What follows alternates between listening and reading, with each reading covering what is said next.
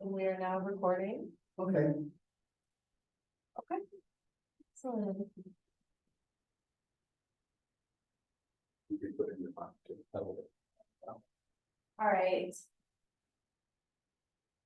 Okay, everyone can see the screen. Okay, so I should be visible from, okay.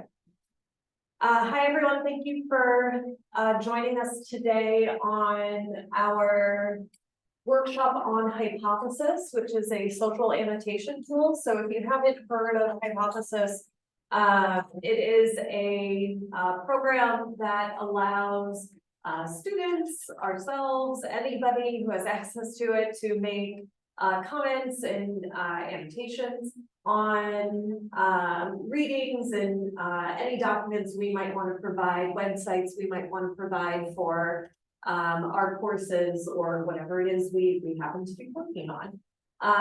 If you've heard of Perusal, that's another tool that's very similar to this, but we're going to be talking today about Hypothesis, and we're going to talk about its use in Brightspace.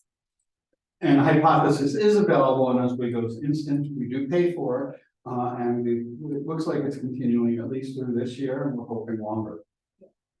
We have, I should have looked up to see how many users we have. And the link no longer works. Oh, well, When it ported over to Brightspace, it didn't. all right, well, so today, we're really gonna focus on using Hypothesis in the LMS. There are options for using Hypothesis outside of Brightspace, and we actually have a link, and I can send this out in the chat after we've finished here.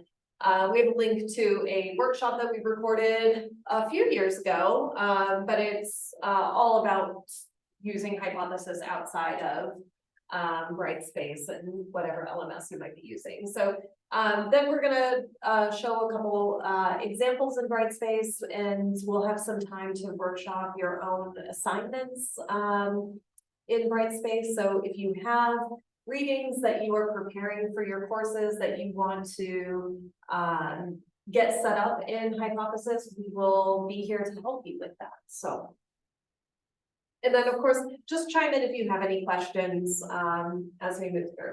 So, as I mentioned before, Hypothesis is a social annotation tool. So I kind of talked a little bit about what the annotation might mean. It might mean comments that you make as you're going through a reading or a website that you are providing for your students. And it's social in nature because all of the students in your class will have access to see those comments that other students are making. They'll be able to reply to other students' annotations and can create a dialogue and a conversation that's happening right within the document itself.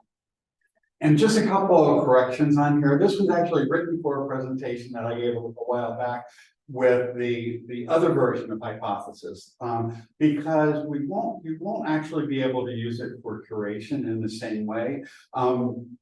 If you want to use Hypothesis outside of the LMS, you'd be using it primarily to have students go out and find resources, tag them and group them and so forth. And that's where the curation part would be. When you're using it within the LMS, for the most part, it's going to be work that you choose for students to comment on or edit. So the analysis works, tags can still be used. They could be used for classification and so forth, but students wouldn't be directly going out and finding material outside of it unless you use the free version of Hypothesis, the external one that's not linked. I used that for a few years and it was a real pain, to be honest, and I dropped it for that reason, in large part because students had trouble distinguishing between sharing things with just themselves, with the group, or with the world, and also they created their own accounts and it was hard to get them all linked together in some form. Even though I created a class group and invited them to it, it took a few weeks to get everyone using it this way. When it's done within the LMS, the group is created within the LMS. Students don't have to create accounts. It's done all automatically and then just automatically put within the class group. They do have the option of you can have some group documents where subgroups can work on it, or you can have students share it with everyone in the share the notes with everyone in the class, or they can make private comments for their own review. So that part of it is still correct, but the curation part doesn't work quite in the same way when it's in the LMS. And, as John mentioned, when it's in the LMS, it's very fluid. You wouldn't really be able to distinguish, except for the sidebar where you can make the annotations, you wouldn't be able to distinguish a hypothesis document from any other document that you would just upload to have available to students. So it really creates a very seamless flow in your modules and in your courses. So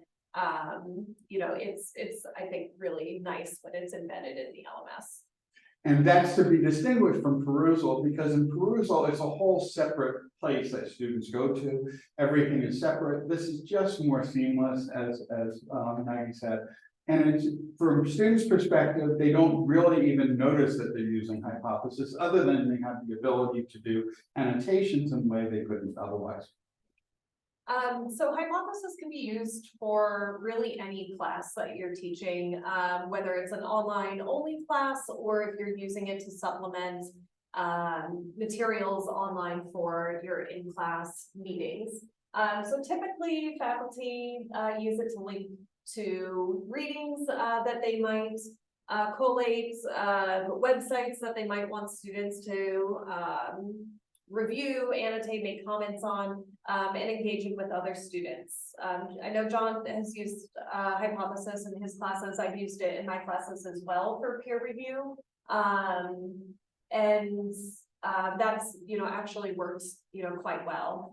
So we can talk a little bit about that in a few minutes as well. So, really some big benefits to using hypothesis is that students, especially, what I've heard from faculty that are using hypothesis and students using hypothesis is that they really feel like they are accountable to completing the readings. And I know that is a big headache for a lot of faculty. They're, I've walked into classes before and I've asked the students, okay, how many of you actually did the reading? And like a couple of hands might sort of waver at the midline, and they're not all shooting their hands up, right? But once I started using hypothesis to encourage their reading and to document their comments on these readings, it really made our class discussions a lot more fruitful, a lot more detailed, because they were actually held accountable for completing the readings. Students can connect, what they're reading to content beyond their course. They can, using the annotations, they can make discussion, comments with, they can engage in dialogue with other students. So they're not just, reading something and, asking themselves, I'm not sure what this means, I don't understand this, but if they write a comment that's like, I'm not really understanding this part, there's the students, yourself, you can all jump in and see those questions as they come up in the reading, so you can respond to them in that moment, which is, I think, a really important feature for wanting students to understand, what it is you want them to get out of those readings. And when I started using it in my capstone course, I have students every week in groups present papers, but I also asked them to read all the other papers, and I had them work in a discussion forum. And it was clear that about half of the people who were commenting had never read the other papers, or at least about half of the time they hadn't read the papers. But when they do the comments right in the document, it's really hard to avoid reading it. So they're right there. And again, as Maggie said, if there's a question, they can post it and other people will respond to it. And it led to much deeper understanding than I had ever seen in those types of discussions before. Yeah, and I think, I've used hypothesis in peer review, where I've then, received the student papers, and then I've made them into hypothesis enabled, documents, and I put them in a folder on Brightspace, and then assign students to jump into a certain number of, or particular set of their peers' papers, and they're able to make comments on it. And I found that when I have students making comments on each other's papers. It's also reducing my workload in some ways, because if, you might get some students who are very, a comment needs to be here and here and here, and then I can jump in and be like, yes, all of those things, without, necessarily, doing that throughout the paper. It's very, I think, interesting to see students getting a bit more motivated to do the best of their work, because they know their peers are going to be reading it, and it's not just me. And so I think I like to think that they're exceptionally motivated to do that. Yeah, and my experience with that has been really positive. I've had students, I think for 4 or 5 consecutive years, create book projects where each group was working on a chapter throughout the semester. They did multiple drafts, and at each draft, they were getting feedback from each other in hypothesis. And they responded much more rapidly, actually, to comments from their fellow students than they often did to comments that I had put there. Because, it's their peers telling them that, this is kind of sloppy, or this isn't quite clear. And they tended to respond pretty well. In fact, I first started doing it with Google Docs, where they were putting comments in there. But one of the problems with that, in terms of assessing the contributions and the editing and so forth, was when things were done in Google Docs with review, people would go in as soon as they saw a comment, they would make the correction and it would disappear. And I'd have to go back and look at the history. And in this case, what I do is I have them do all the work in groups in Google Docs, but then I upload at fixed points in the timeline, a PDF version of each group's chapter, and then they provide the feedback to each other at that stage. But it locks it in at that stage, and all the comments and feedback and discussion becomes visible to me as well as to the rest of the class. And it's worked really, really well. I really don't think I've met a faculty member who has used this that then hasn't started using it in every class that they teach. I think that once you get the hang of it, and it's really, I think, it's pretty simple, and it will hopefully get simpler to create these hypothesis readings. But I think I think it's a very powerful tool, and I've really only heard good things from faculty who have adopted it. Well, I'm one of the people who haven't adopted it in all my classes, but it would be hard to do this in a class of 200 to 400 students. That's because the comments would get a bit overwhelming. Yeah. But another use that people often use is they'll put the syllabus up there, or other documents or instructions in hypothesis format, so students can directly embed questions right in it, and you can respond to them right in it. Yeah, that's actually something I'm going to do this semester, especially with the assignment instructions, and then, give them a, low stakes assignment to annotate the assignment instructions to make sure that they're reading it, because I know I've gone to, grade papers or grade work that the students have submitted, and I'm like, you didn't even do this part, and this is part of the rubric, like this is very clearly there. And so I think as important as it is to provide all of those, I think for them to then be forced to engage with all of that is just as important. And so yeah, I'm planning on doing exactly that this semester, so I can report back next time we talk about hypothesis. And I guess, was there anything else you wanted to add to that slide? So what you need to get started, all of the readings that you want to create as hypothesis enabled readings have to be in a OCR, which is optical character recognition PDF format. It needs to be searchable, right? So you need to be able, because part of a hypothesis requires students to highlight a text, part of the text, so that they can then make comments about that text. And so you need to, it can't be a picture of a page of text, or else they won't be able to pinpoint exactly where in the document they are trying to make a comment on. Alternatively, you can link to using a URL, you can link to a website. You just want to make sure that whatever website you are pulling a page from isn't hidden behind a paywall, because if the students don't have access to that subscription or that material, then it won't work very effectively.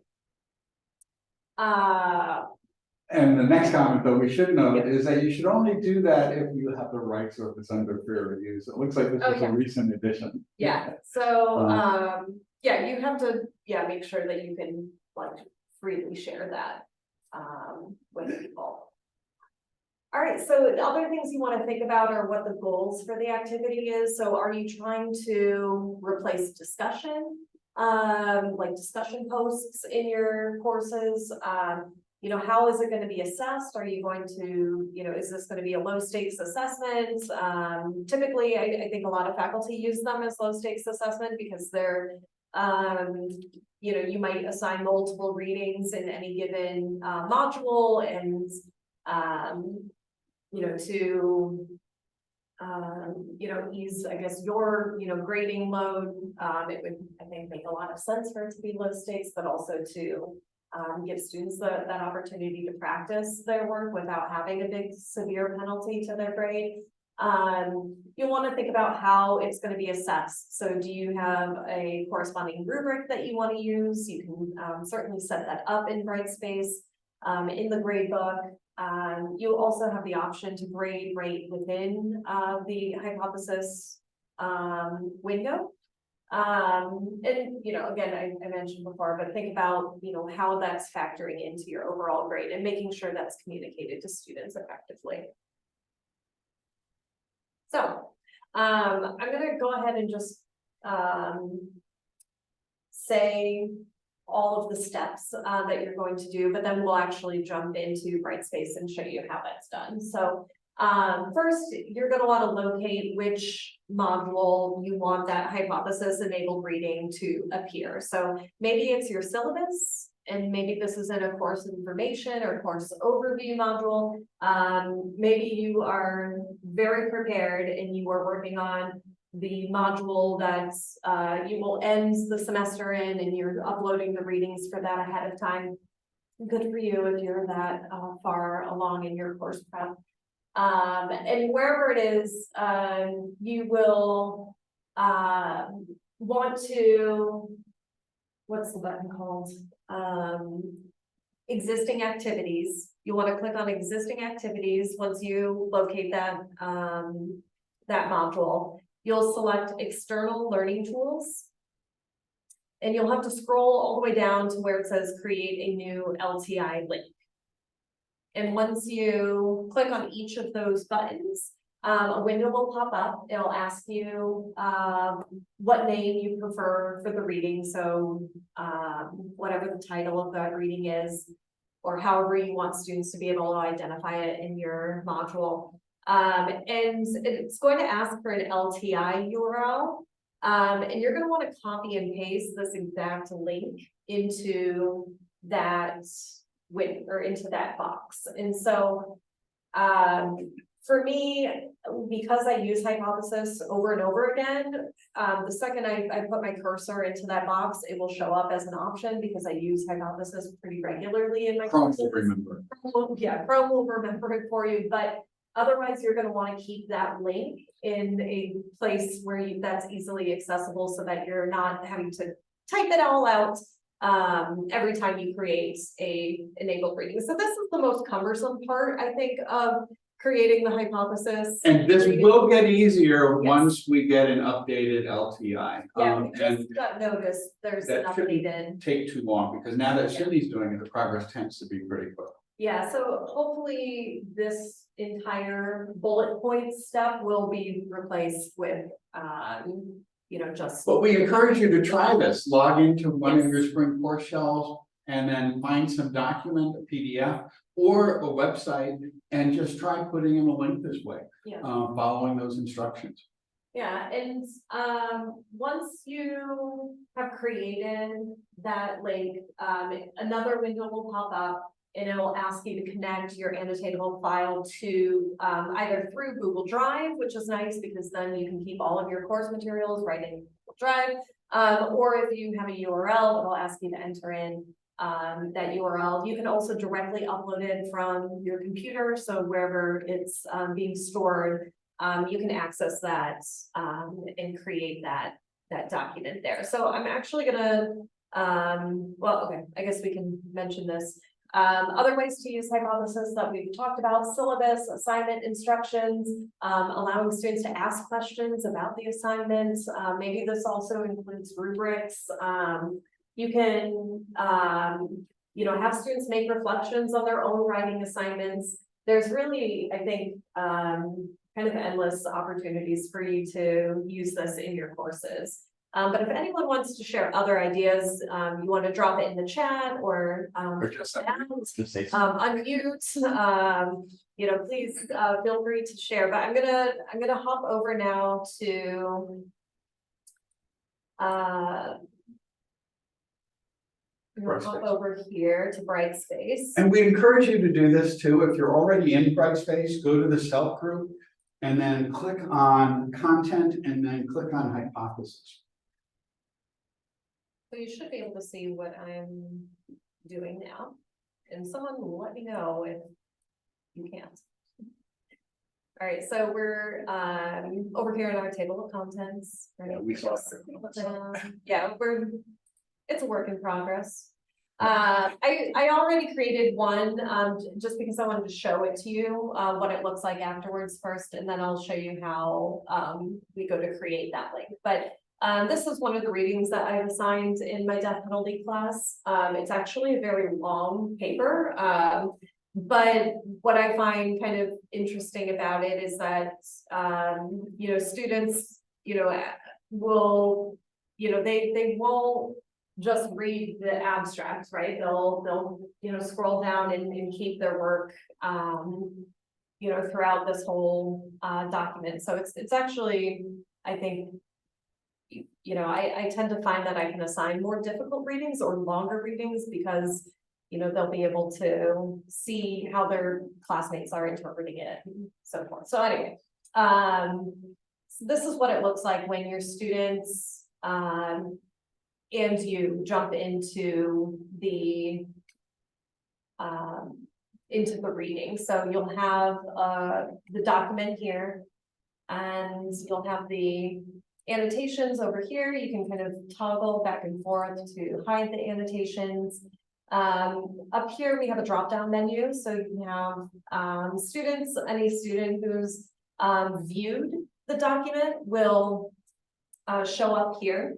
And you'll be able to filter by students so that you can see their individual contributions in the document. Of course, here, if you were to click on the students, you can grade it in this window here. I typically use a rubric, so I grade it in a separate window. I think a lot of people, I guess I'm not quite sure, I don't want to speak for everyone, but because I use a rubric, I grade it in a separate window. But you certainly could, try to, you could enter in the grade here if you'd like. So, see, we can see there's no annotations completed by that student. But if we go to everybody, we can see an annotation that I made about 50 pages down here. And simply highlighted this text here, and a window comes up that allows you to either highlight it, and the highlights are personal to each student. So if a student is highlighting information in the document, it's not visible to other students or to me as the professor. The annotations, however, are. So you can see that there is one annotation made in this text, which is the one over here on the right. If you want to make it a separate annotation, you would simply click on the annotate option and you'll be able to type your annotation here. And so we mentioned tags that you can make. So maybe maybe you want students to ask questions. So maybe you want them to tag it as a question so that you can easily toggle between categories of annotations so you can respond to those questions, or maybe you want them to make connections from what they're reading to something else in the course. You can really create tags to suit whatever needs you want in your assignment. So I'll go ahead and I'll post that. So we'll show all two. Let's show those connections. And then, you know, here's an example of an annotation you might need. Does anyone have any questions? And if you're there, try it, just add an annotation. Yeah, Or comment on an annotation here, annotation, or To respond to another student's annotation, you can simply click the reply button. And that'll show as like a thread. and by the way, you notice some of the tools there. It has the basic editing capabilities, but it also has the ability to read LaTeX. So if someone is doing something in scientific language, math, or physics, chemistry, etc., you can just insert LaTeX code in there and it will give you equations. And you can also insert an image, and I believe there's a voice recording option too, but I'm not positive. Maybe not. There was in the old version.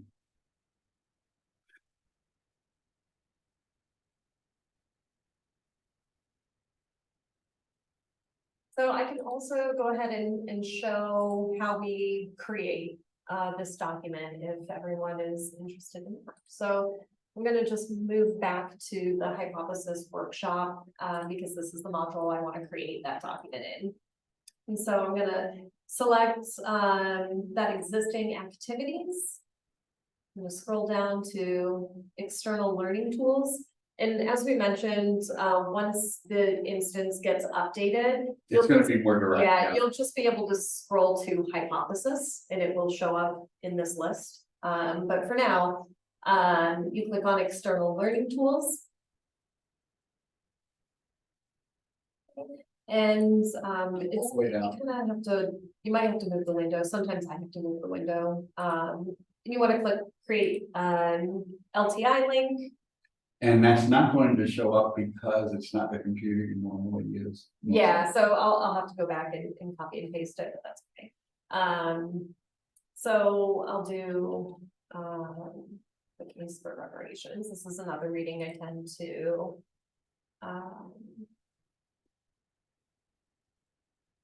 back to that link. And I'm gonna go ahead and I'll drop that link. And if you forget that, or if you don't have this handy, you can always do a search for hypothesis in Brightspace and copy and paste right from there. There's a few documents out there.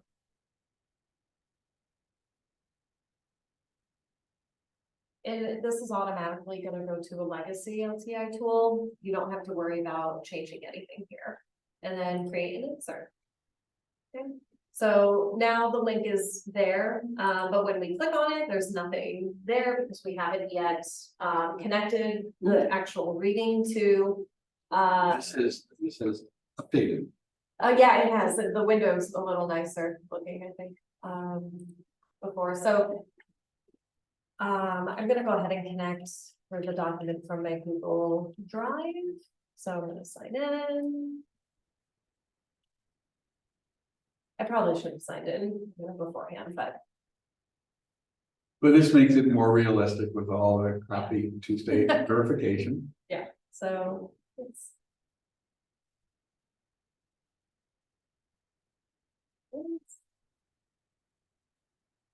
So I think this is what's like my own personal, I don't know if that's forced on me or not, but the case. The regulations. So I just went ahead and clicked on that and I'm gonna click continue.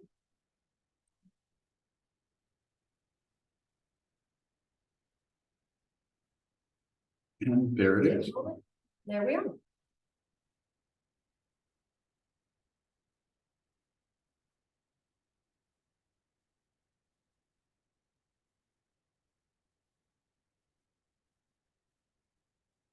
The only glitch I've ever, kind of come across is when you try to highlight something across 2 pages. The option to annotate won't come up. So if that trips up anybody, I always just have students highlight part of the sentence. it's usually not, it's pretty easy to kind of, figure out if that comes up, but every once in a while, we get a student who asks, you know, why they can't do that.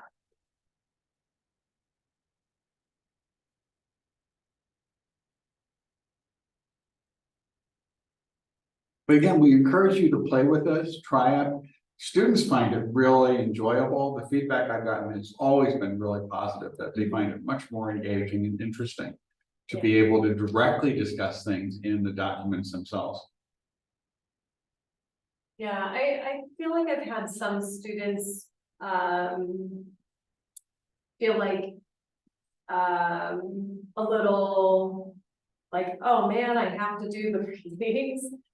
You know, they might get a little like, oh, I actually have to do it, but in the end, like, I think they see how much better the discussions are in class about the readings and how much more engaged they are. And I think that, you know, I mean, being held accountable for anything might make some people a little, you know, sad, but eventually I think they really see the benefits of this and are grateful for it. At least that's been my experience. Like, even if there's some grumblings in the beginning, they end up being appreciative to being held accountable for the material. Does anyone have any questions? We have, you know, a bit of time. You know, if you're working on this, you know, we're happy to. And if you're at an institution that does not have a license for Hypothesis, Perusal is available to everyone in SUNY, and it will do many of the same things. It's just, instead of doing it right within the page, which makes it, from my perspective, it makes it a little more transparent and easier for students. It just takes you to another site where, again, the groups are automatically created, they do the editing there, and then they return back to the LMS. But, you know, I really like the fact that it's all done internally. Now, one advantage of Perusal, though, is that it works really well with videos or with audio files, because you can directly embed comments on the timeline. I do see that now Hypothesis has YouTube, which I think when I last used it. So I'm not quite sure how the annotation on videos work yet. That's something relatively recent. I didn't use it in the fall. I usually only use this in the spring. So maybe Hypothesis is getting more of those capabilities. I know they were moving in that direction.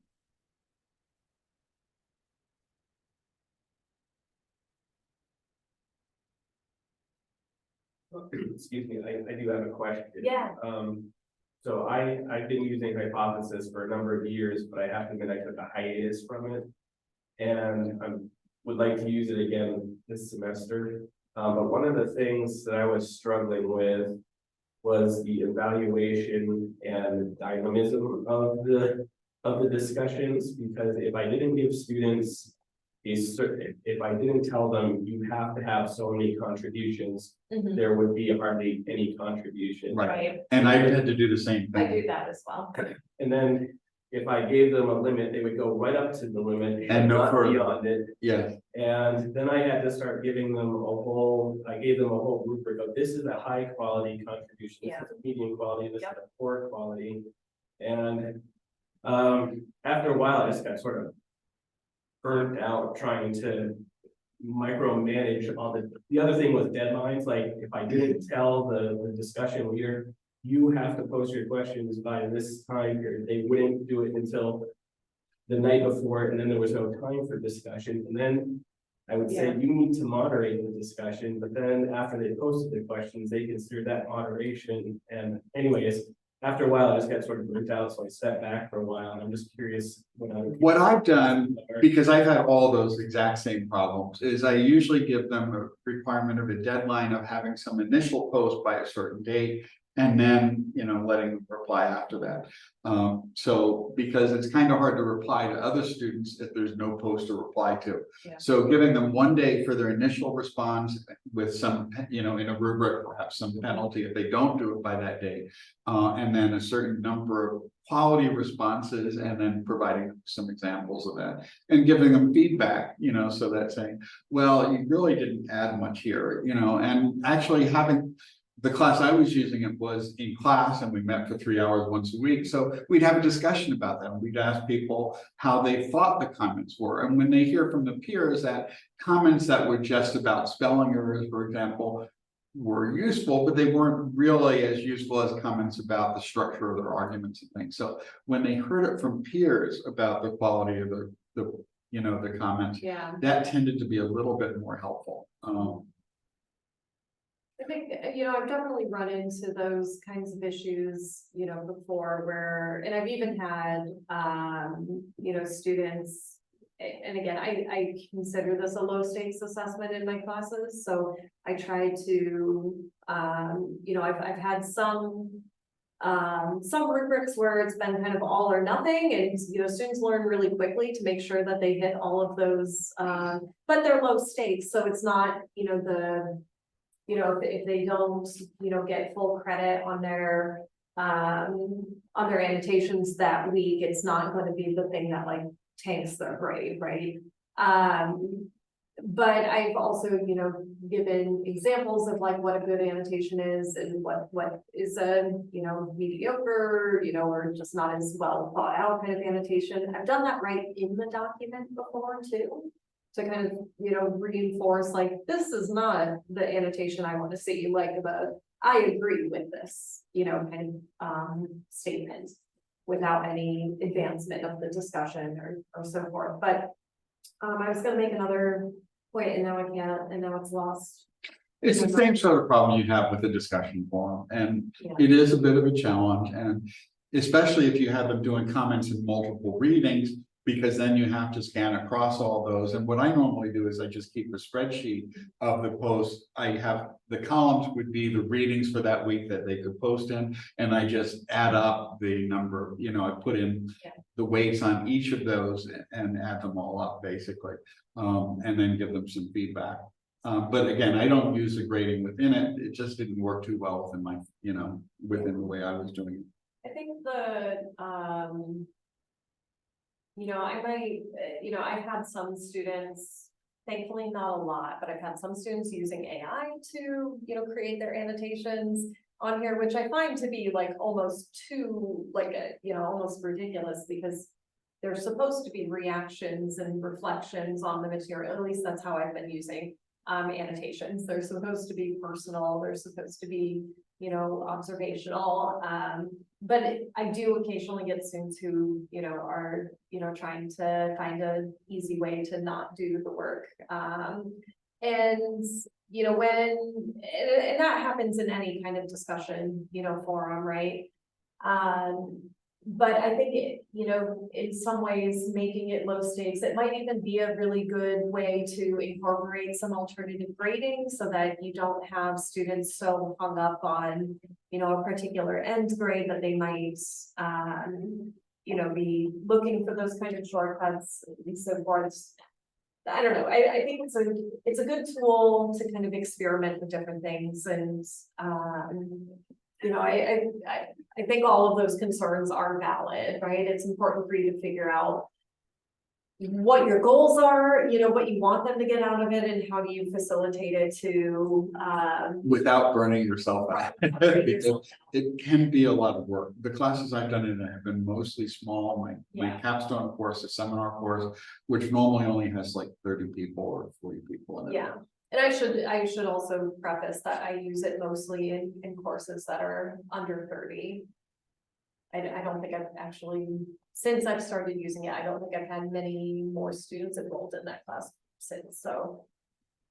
I've been using in small classes, so in a way my burnouts kind of pathetic, but it is hard. It is more work. I just sort of, after a while, after using it for several semesters in a row, like these are low stake assignments, but I'm spending so much time, trying to get them to just follow the guidelines to make the discussions more as I've used before. And yeah, and I think maybe about some specs grading, for that, so that you are kind of taking the burden off of yourself and, kind of, I don't know. Or that could be an ungraded activity where you have them reflect, give them a rubric and ask them to evaluate their own work, and then, assign it based on that.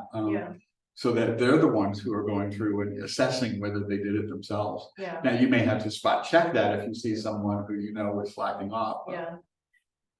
And do you have, either of you, sorry, do either of you have experience in your classes using like student moderators? Because that's really been another struggle for me to say, you're in charge of this paper in class, but you're also in charge of it in hypothesis.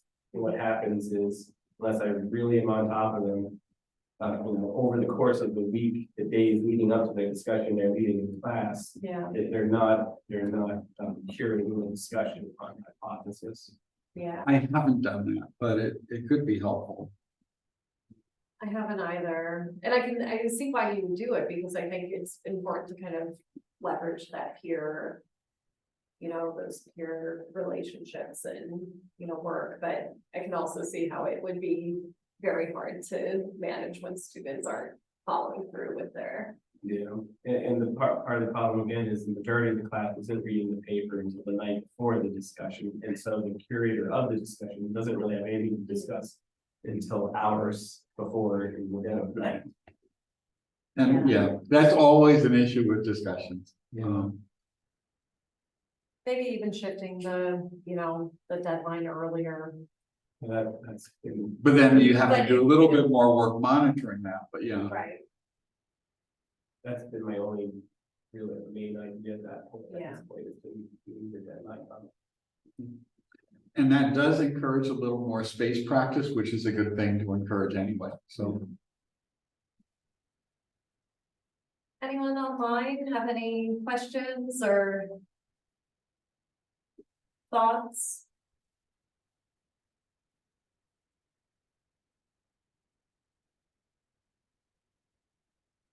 We got someone in the chat. Oh, just a thank you. You're welcome.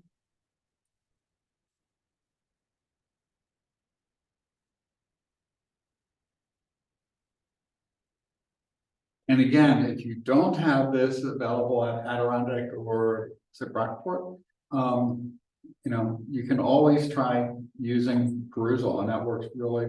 It's very similar in a lot of ways.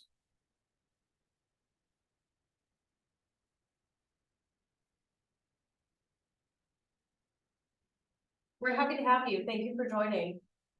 And by the way, there are some, if you go to the Hypothesis website, they do sponsor various reading groups and discussions and so forth. And actually, Robert Talbert and David Green, the authors of Grading for Growth, we're doing a reading group on them here, and they're going to be presenting tomorrow morning. They have a Perusal enabled reading group where you get a copy of their book. If you go to search for them, you can probably still join that, and you can actually do, I think it's a 2 or 3 meeting thing, but basically they're having people go through and annotate their book, and I believe there's no charge for joining because it's jointly sponsored by Perusal. And Perusal's method, but as an aside, is they don't charge for, unlike Hypothesis, because they actually sell books through it. So you can buy textbooks from publishers that are in Perusal format, and then you can have students do annotations right within the books. And that's where they get their funding from, or their funding stream from. But the deal with the Grading for Growth is not a bad strategy, actually. I thought about doing it, except we're already doing a reading group here, so I decided I didn't want to double my work on that. So, but it looked interesting. Yeah, I think, Grading for Growth is gonna be really, I think, a good. And by the way, we are doing reading groups with it along with Cindy Plattsburgh, and you're welcome to join the reading group if you already have the book. We meet on Tuesday, Wednesdays, and Thursdays every other week, beginning, I think, in early February. And Jessamine Newhouse is from Plattsburgh. She's the author of a couple of really good books out there, and she's a great co-facilitator of the reading groups. And usually Maggie and I and Jessamine will be at all the reading groups, and it's a lot of fun. We've been doing them for, I think, 6 or 7 semesters now with Plattsburgh. It's worked really well. Yeah, really nice. I just dropped the link for our reading group. So you can kind of see or we'll have your email. You can make sure you're Yeah, if you go to the SELT webpage, there's a link to the schedule, I believe. Yeah, there's, Yes. oh, no, not yet. We will get that up there. Sorry about that. It'll start in February, couple weeks into the semester. And we meet, every other week, a few times a week, so there's any, Yeah, we meet multiple for an opportunities. hour on Tuesday, Wednesday, and Thursday. Yeah. I won't be there for 15 minutes of it because my department changed my schedule without any discussion. But that's another issue. Okay, well, thank you. Thank you so much.